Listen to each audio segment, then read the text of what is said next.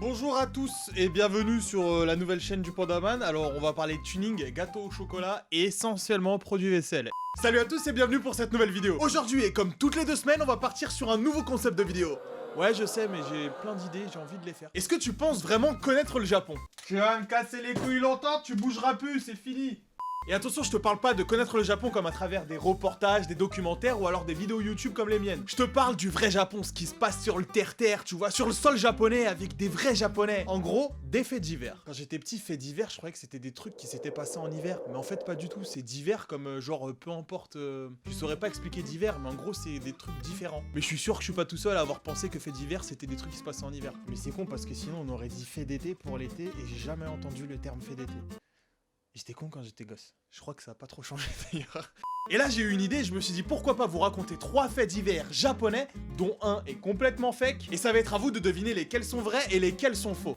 Goku, tu commences à me casser les couilles. Parce que tu fais ton malin depuis tout à l'heure là, tu vas être tellement connaître que même ta mère elle va pas te reconnaître. Après bien sûr je vais pas vous raconter les histoires les plus banales qui se sont passées au Japon parce que déjà d'une, ça va être super chiant à regarder, et de deux, c'est pas très drôle. On est censé être sur une chaîne un petit peu tendance humoristique pour vous faire plaisir après le travail. Et je suis pas sûr qu'un fait divers comme Tanaka qui a oublié son chien dans une boucherie, c'est super excitant à regarder après le boulot. T'as envie de vivre, t'as envie de vibrer, t'as envie de vivre quelque chose. Alors je sais pas si d'ici là j'aurai un générique pour cette nouvelle série de vidéos, mais on peut tenter le coup. Tanaka, générique!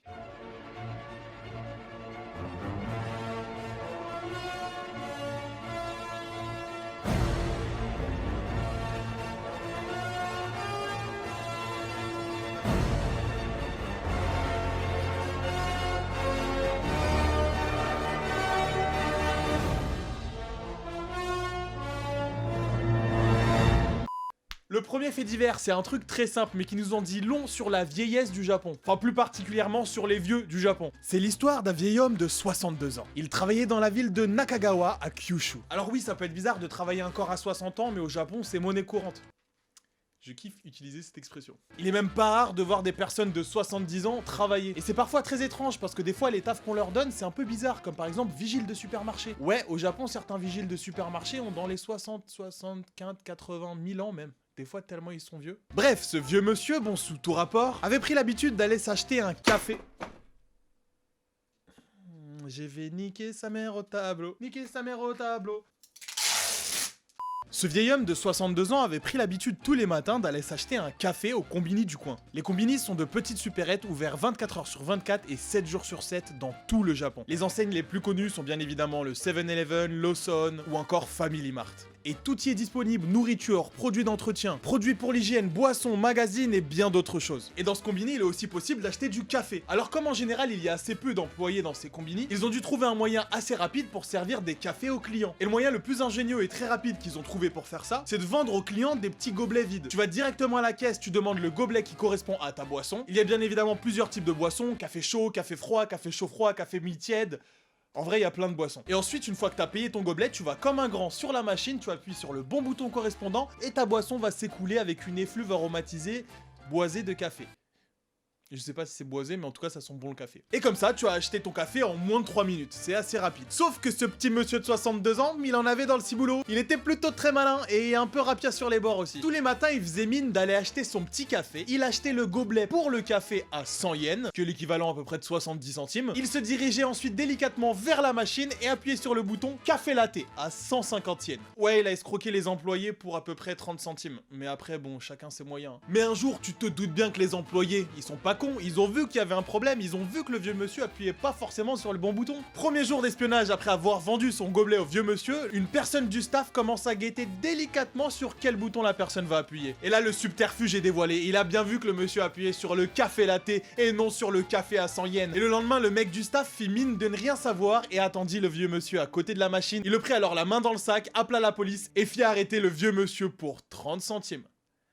Je t'avoue que ça fait un peu mal au cœur. Au début, le vieux il s'est défendu, il a dit qu'il avait pas fait exprès, qu'il avait pas appuyé sur le bon bouton, les indications étaient pas claires. Mais quand la police est arrivée, il s'est rétracté et il a dit que c'était pas la première fois qu'il faisait ça. Oh, il avait des couilles, il assume ses erreurs au moins. C'est marrant parce qu'au Japon, pour seulement 50 yens, t'as le mec du staff qui s'habille avec des vêtements normaux pour te prendre la main dans le sac, tu te fais ensuite arrêter par la police et tu es mis en procès. Alors je sais pas ce qu'il va avoir comme peine, mais pour 50 yens, il mérite au moins 10 ans de prison, hein, ça c'est sûr. Ça me saoule. Alors, Nique ta mère.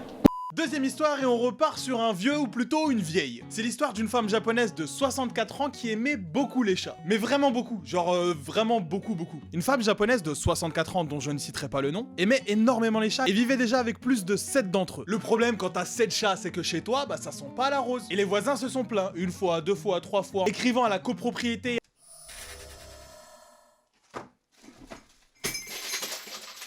Nique ta mère. Mais c'est pas ça qu'elle a arrêté notre vieille japonaise. Elle aimait beaucoup les chats et elle comptait pas s'en séparer. Mais à la place, elle a trouvé une solution. Et si, au lieu de se débarrasser de ses chats, elle se débarrassait de ses voisins?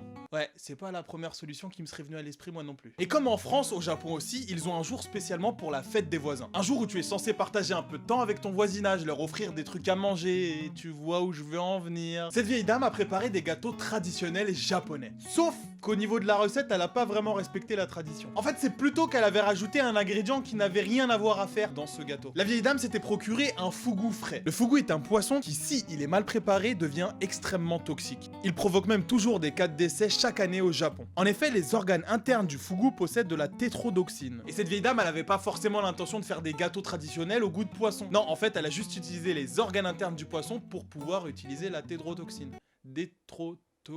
Le poison. Elle en a saupoudré un peu sur ses ingrédients, elle a fait cuire le tout et elle a été en apporter à ses voisins. Bon bah je te laisse imaginer le résultat, hein, c'est pas une diarrhée aiguë qu'ils ont eu les voisins. Elle a simplement empoisonné et tué le couple qui vivait en face de chez elle. Et franchement c'était pas con parce que tout le monde se serait douté d'un empoisonnement au fugu et jamais de cette vieille dame. Sauf que la vieille dame avec les restes du fugu a voulu donner à manger à ses chats. Bah ouais, le poisson, les chats, tu vois, ça va bien ensemble. Mais elle avait pas bien nettoyé le poisson et même elle sait pas préparer le fugu, il faut une licence pour ça. Et ensuite, bah tous ces chats sont morts et finalement ça s'est su dans le bâtiment et bah on a su d'où venait le poison. Finalement cette histoire s'est terminée par le décès d'un couple qui n'avait absolument rien fait, tout un groupe de chats qui n'avait absolument rien demandé qui est mort et une vieille de 64 ans en prison. Et je suis pas sûr qu'en prison il la laisse adopter des chats.